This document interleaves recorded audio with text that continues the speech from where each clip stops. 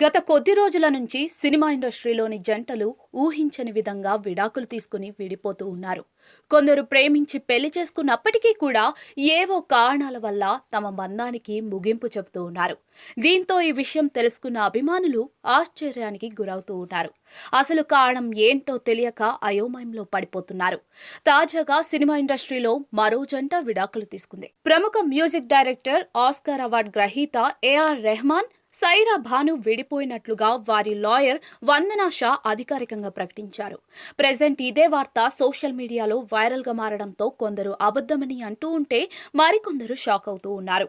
ఈ నేపథ్యంలో AR Rahman Twitter ద్వారా విడాకులపై స్పందిస్తూ ఓ ఎమోషనల్ ట్వీట్ పెట్టారు.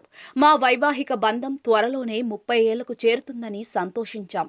అయితే అనుకోని విధంగా ముగింపు పలకాల్సి వచ్చింది. పగిలిన హృదయాలు దేవుడిని సైతం ప్రభావితం చేస్తాయి. కానీ పగిలిన ముక్కలు మళ్లీ యథావిధిగా అతుక్కోలేవు. అయినప్పటికీ మా దారుల్లో అర్థాన్ని వెతుక్కుంటాం. ఇలాంటి కఠిన పరిస్థితుల్లో స్నేహితులు మా వ్యక్తిగత గోప్యతను అర్థం చేసుకుంటారని భావిస్తున్నామని రాసుకొచ్చారు. ప్రెజెంట్ ఈ పోస్ట్ వైరల్ అవుతూ ఉండగా నెటిజన్లు ఆయనకు సపోర్ట్ గా నిలుస్తూ ఉన్నారు. కాగా రెహమాన్, సైరా భాను 1995లో పెళ్లి చేసుకున్నారు. వీరికి ఖతీజా, రహీం, అమీన్ ముగ్గురు పిల్లలు కూడా ఉన్నారు. అయితే ఈ జంటకు వివాహం జరిగి 29 ఏళ్లు పూర్తి కావస్తోంది.